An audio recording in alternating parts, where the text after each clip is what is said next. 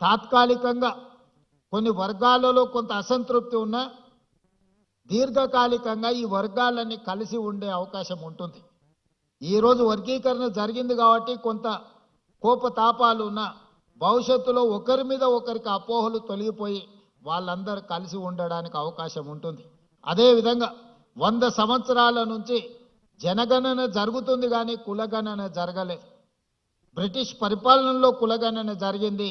మళ్ళీ 100 సంవత్సరాల తర్వాత మొట్టమొదటిసారి తెలంగాణ రాష్ట్రంలో జనగణనతో పాటు కులగణన చేసి ఎవరు ఎంతమంది ఉన్నారో వాళ్ళ దామాషా ప్రకారం వాళ్ళకు నిధులను ఇవ్వాలి, ప్రభుత్వ పరంగా అవకాశాలు ఇవ్వాలి అని ఈరోజు కులగణనను కూడా పూర్తి చేసి వాళ్లకు రాజకీయంగా విద్య వైద్యంలో ఉద్యోగ ఉపాధి అవకాశాలతో పాటు రాజకీయ అవకాశాలు కూడా కల్పించాలని మన ప్రభుత్వం ఈరోజు సమగ్ర కుటుంబ సర్వే పూర్తిగా చేసి ఈరోజు సిపెక్ సర్వే ద్వారా డేటా యాక్యురేట్గా ఈరోజు మన రాష్ట్ర ప్రభుత్వం డిప్యూటీ సీఎం ఉప ముఖ్యమంత్రి గారు బట్టి విక్రమార్క గారి నేతృత్వంలో మన ప్లానింగ్ డిపార్ట్మెంట్ సిపెక్ సర్వే చేసి ఈరోజు తెలంగాణ రాష్ట్రం మొదటి రాష్ట్రంగా నిలబడ్డది.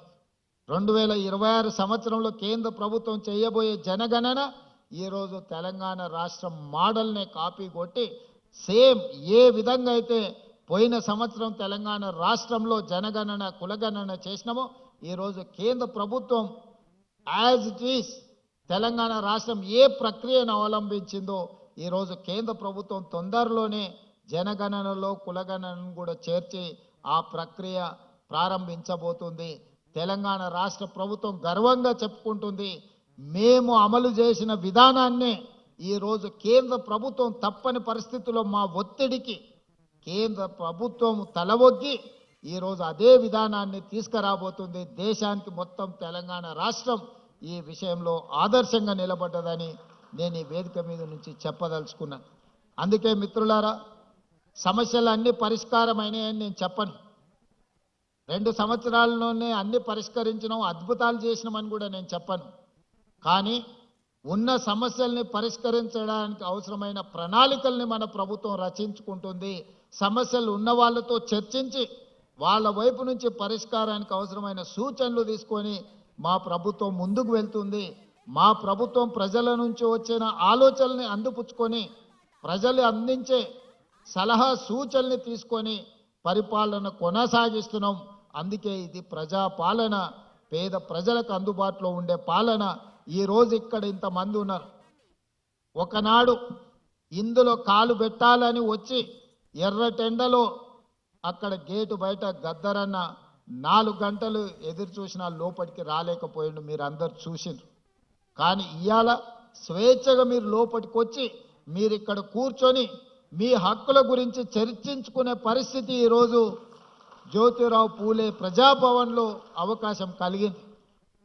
ఒకనాడు కొద్దిమంది శ్రీమంతులకు పెద్ద పెద్ద కాంట్రాక్టర్లకు మాత్రమే ప్రవేశం ఉన్న ఈ ప్రాంతంలో ఈరోజు పేదవాడు, నిరుపేద, వికలాంగులు లేకపోతే ట్రాన్స్జెండర్స్ నుంచి పండు ముదిసి వాళ్ళు కూడా ఇక్కడికి వచ్చి తమ సమస్యల్ని చెప్పుకోవడానికి అవకాశం ఈ ప్రభుత్వం కల్పించింది.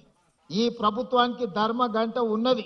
సమస్య ఉన్నదని ఆ ధర్మగంట ఎవరు కొట్టినా ఇక్కడ వచ్చి వాళ్ళ సమస్యల్ని వింటాం. ఇది ప్రజా సమస్యల్ని పరిష్కరించుకునే ప్రతి వారంలో 2 రోజులు ఇక్కడ ప్రజా వేదిక నిర్వహించి ఐఏఎస్ అధికారులతో పాటు డాక్టర్ చిన్నారెడ్డి గారు ప్లానింగ్ కమిషన్ వైస్ చైర్మన్ వీలైనప్పుడు మా మంత్రులు కూడా ఇక్కడికి వచ్చి ఆ సమస్యల్ని విని కొన్ని లక్షలాది సమస్యల్ని మనం పరిష్కరించుకుంటున్నాం. ఈ రాష్ట్రంలో సమస్యలు ఉన్నవాళ్ళు ఎక్కడికి వెళ్ళాలనో తెలియని పరిస్థితి లేదు. ఎక్కడికి వెళ్తే ఆ సమస్యకు పరిష్కారం దొరుకుతుందో ఈ ప్రజలకు స్పష్టత ఉంది. మీ సమస్యల్ని పరిష్కరించడానికి నిరంతరం సచివాలయంలో మా మంత్రులు, మా యంత్రాంగం అందుబాటులో ఉండ్రు. వారంలో 2 రోజులు ప్రజా వేదిక ఇక్కడే నిర్వహించి ప్రజలు సమస్యలను చెబితే వాటిని పరిష్కరించే ఒక వ్యవస్థను ఈరోజు ప్రజలకు అందించినాం. ఇంకా చేయాల్సింది చాలా ఉంది. వాటికి అవసరమైన ప్రణాళికలు రచించుకుంటున్నాం.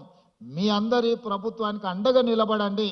తెలంగాణ రాష్ట్రాన్ని దేశంలోనే అభివృద్ధి చెందిన రాష్ట్రంగా, ఆర్థికంగా బలోపేతమైన రాష్ట్రంగా, పేద ప్రజలకు అండగా నిలబడే మొదటి రాష్ట్రంగా తెలంగాణ రాష్ట్రాన్ని తీర్చిదిద్దుకుందామని మీ అందరికీ తెలియజేస్తూ ఈ కార్యక్రమంలో పాల్గొన్న లబ్ధిదారులకు అదేవిధంగా వివిధ జిల్లాలలో ఆన్లైన్లో పార్టిసిపేట్ చేసిన అధికారులకు మా దివ్యాంగ సోదరులకు అందరికీ కూడా మనస్ఫూర్తిగా శుభాకాంక్షలు తెలియజేస్తూ మీ అందరి దగ్గర సెలవు తీసుకుంటున్నా.